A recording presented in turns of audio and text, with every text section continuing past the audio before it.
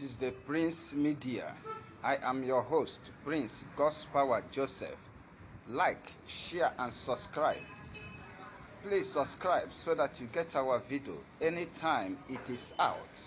Thank you for a day to celebrate the struggles of our heroes who fought to free Nigeria from colonial rule. It should be a day for gratitude to Almighty God for His blessings on our nation. On October 1, 1960, Nigeria gained independence to a global acclaim as an emerging African economic and political power. Such was the potential that the Time magazine predicted the rise of a true African superpower that will lead the continent with pride. Our founding fathers fought for independence with confidence, passion, and determination to build a prosperous Nigeria that will stand alongside the world's most advanced nations. Unfortunately, the tragic failure of leadership derailed this vision.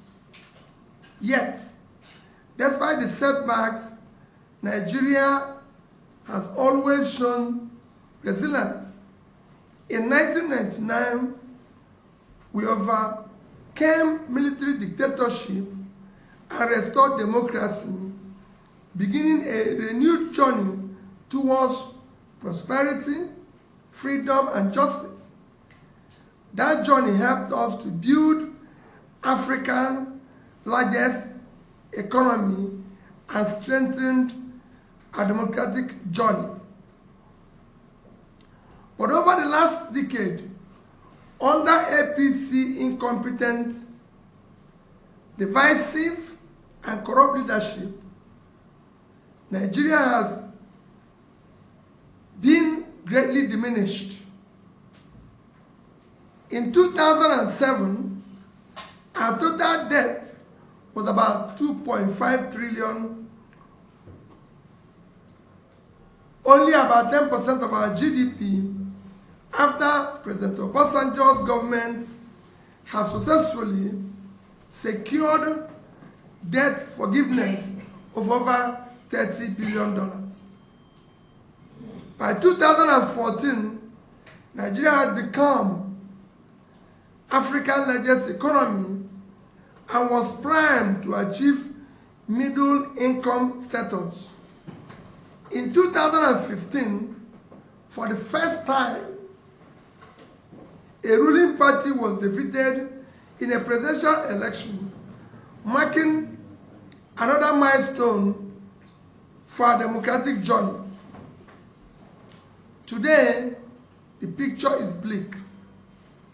Our total debt stands at about 170 trillion, nearly 50% of our GDP, without any improvement in our productive sector. Nigeria has now fallen to the fourth largest economy in Africa, behind South Africa, Egypt, and Algeria. Our democracy is now described as undemocratic. In just 1 year of this administration, 15 million Nigerians were pushed into acute poverty.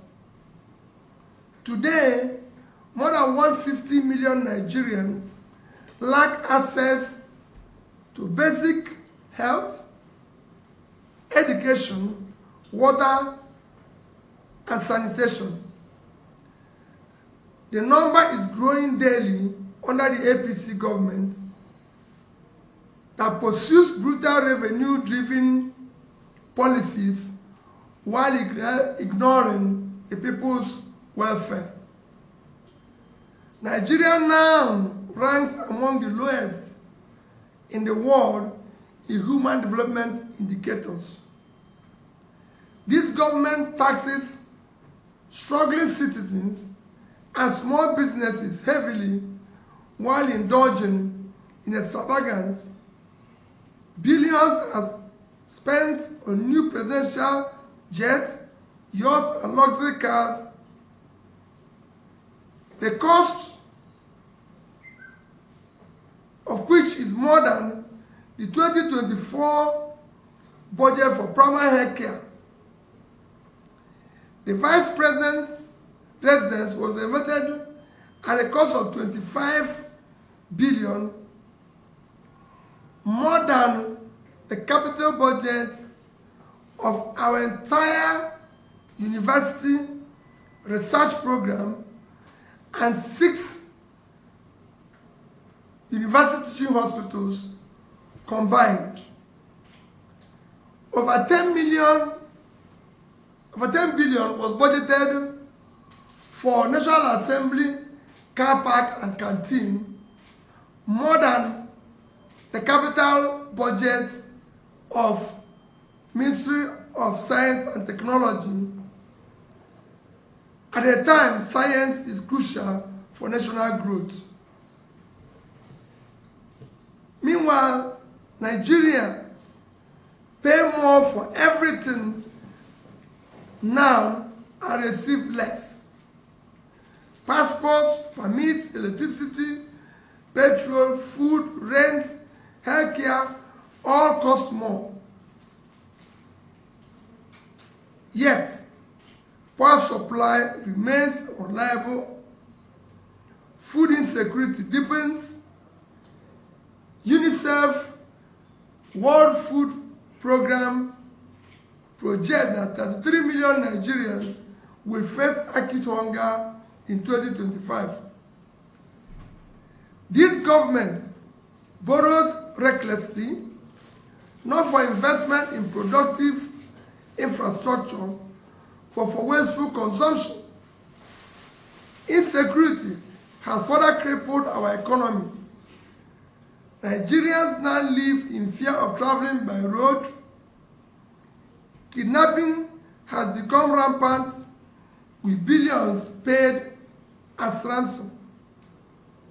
Incompetence in security management has turned our country into one of the most terrorized and unsafe nations in the world.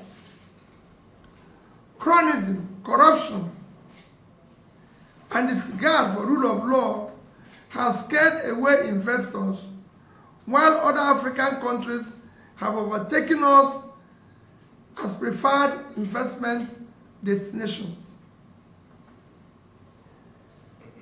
Despite this mismanagement, Nigeria's potential for greatness remains. We cannot give up on the dream of a prosperous and secure nation. What we need now is competent, compassionate, and committed leadership. Our primary priority must be prudent economic management, investment in human capital, rule of law, and infrastructure development. We must mobilize our enormous natural resources to drastically reduce poverty and achieve rapid, sustained growth. We should learn from nations like China, India, Indonesia, and Bangladesh, which have turned around their economies through disciplined leadership and people-oriented policies. Nigeria too can rebound, but only if we exit the path of incompetence and fiscal irresponsibility. The current failures must not lead us to despair. They should instead fuel our determination to rebuild. Nigeria has the resources, talent, resilience to become an industrialized nation in record time. With the right leadership, we can defeat terrorism and restore security and guarantee Nigerians safe communities where enterprise and social life can thrive. We must not end a system where leaders feast while the people starve. That must end.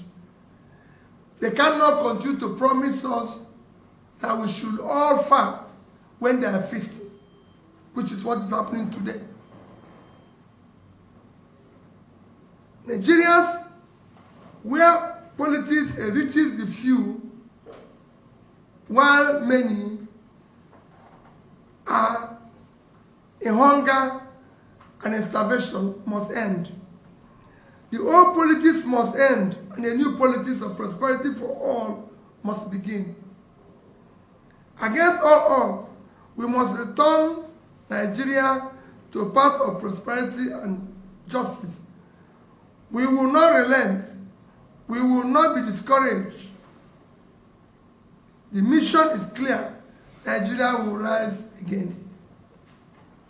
I call on political leaders to reflect on the crisis confronting our nation and recognize this as a moment to transcend personal interest. We must reject corruption, bigotry, and division. We must embrace a new Nigeria where leadership is defined by competence, compassion, character, commitment. Despite today's challenges, the future remains bright.